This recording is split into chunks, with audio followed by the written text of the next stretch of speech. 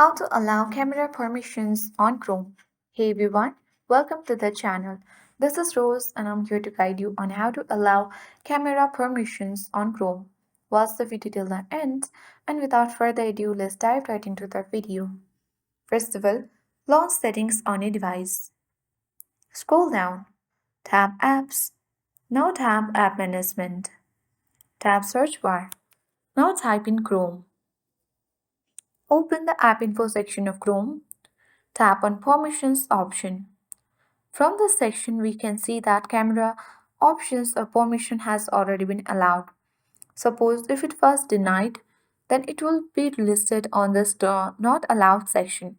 To allow camera permissions on Chrome, simply you need to go to camera and then tap allow only while using the application, and the permissions for the camera on Chrome will be allowed.